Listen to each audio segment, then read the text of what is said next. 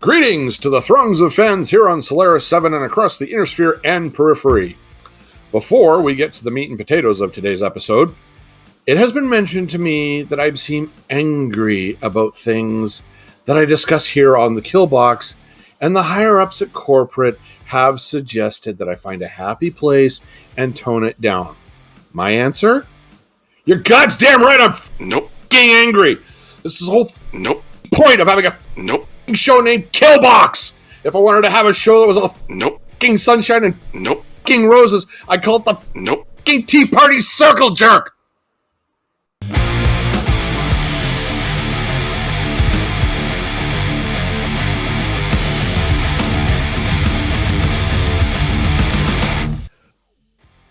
Now that that's out of the way, here we are, my gamers! The draft is done, the factions are picked, the lances are assembled, the new season of the Calgary Battletech League is upon us, and all the heavy metal mech-matching mayhem it brings.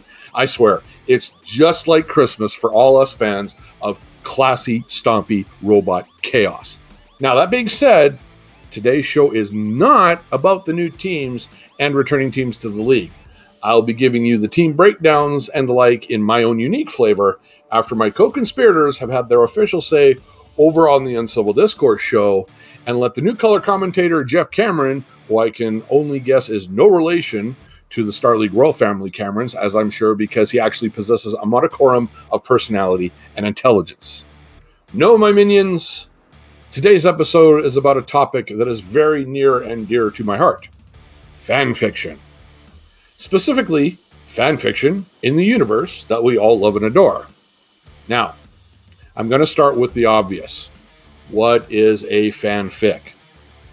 A fanfic, or fanfiction, is a piece of fiction written by a fan that involves established characters and settings from various movies, TV shows, novellas, etc. Now, in the Battletech universe, there has been fiction written about the main characters and units, as well as original characters and units. Hell, the entire premise of the Calgary Battletech League and all its lore would fall under the definition of fan fiction. And this is not a bad thing.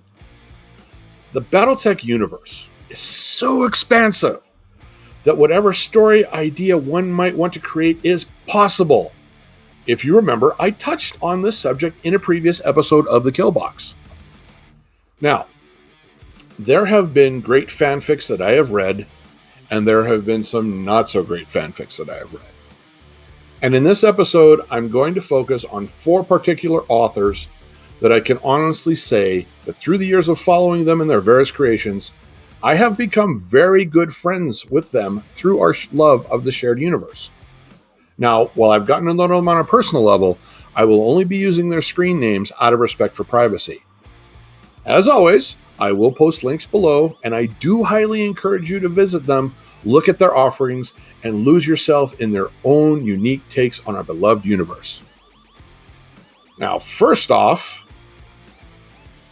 of this crew that I ever reached out to, from Fanfictionnet, RogueBaron. It's been so long, I've forgotten how I found his writings, but when I did, I was immediately hooked. He offers a number of stories and settings in the Battletech universe with a varied cast of characters. His first ever story of his I read was I, Kerensky, and that was it. I've also had the pleasure and privilege of contributing to some of his stories, and it's also because of Rouge that I was able to have my own character survive and somewhat thrive away from the chaos of the FedCom Civil War, jihad, and other strife of the Inner Sphere out on a small world in the periphery. But that's a tale for another time. While he and I connected over his Battletech writings, he also pens adventures in other universes as well. If you visit him and comment on his stories, tell him Jacque sent you. The second is, and I've never been able to say this guy's screen name right, Ulicora 9000, also from Fanfictionnet.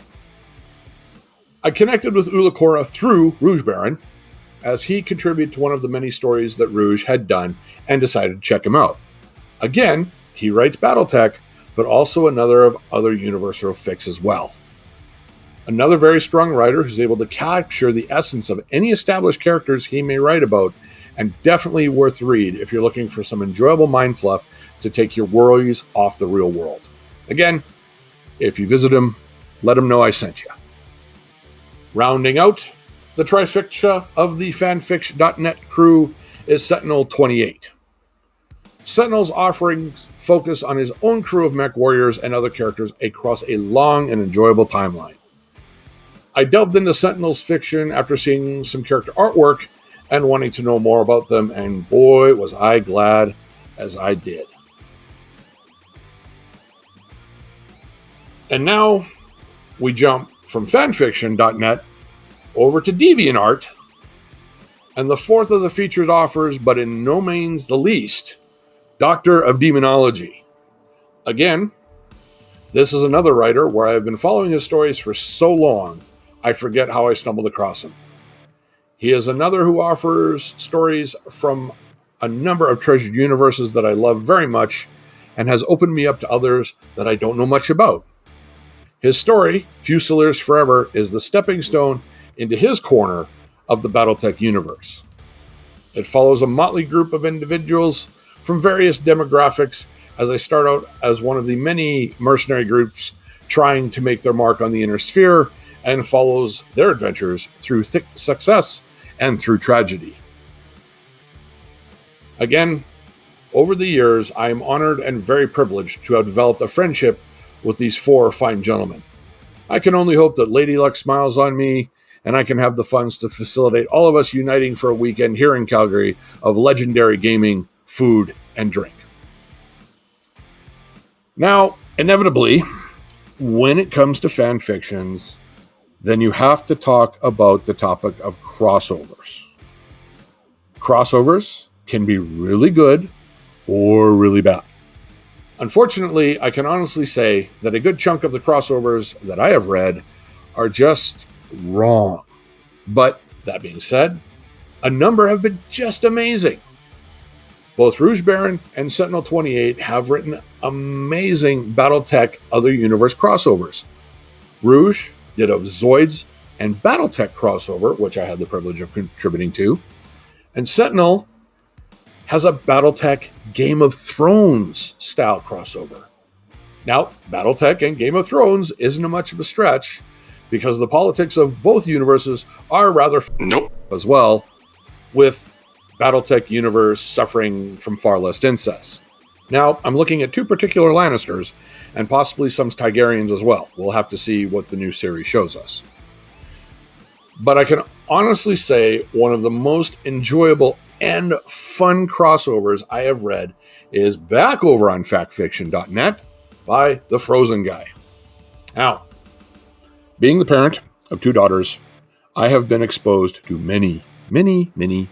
many showings of Frozen and Frozen 2. This fic came out just before the release of Frozen 2, so I can honestly say that I haven't had a chance to check out to see if the author has continued the story or not, but the initial read was a hoot. It's also an alternate universe take on Battletech, which I love as well, where Hans doesn't pass away at the end of the clan invasion, and things are following a very different path to the inner sphere. Unfortunately, I have not had the pleasure of conversing with the Frozen Guy, but I can only guess that he's the father of a little girl as well, as the Disney princess Sophia the First makes an appearance, even for a brief moment, but it's the perfect addition.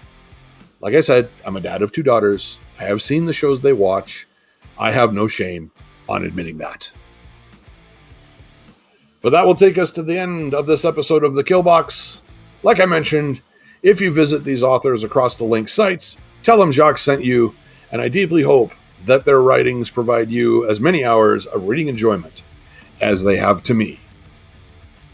That's it for tonight. That's a wrap. We'll see you on the next time.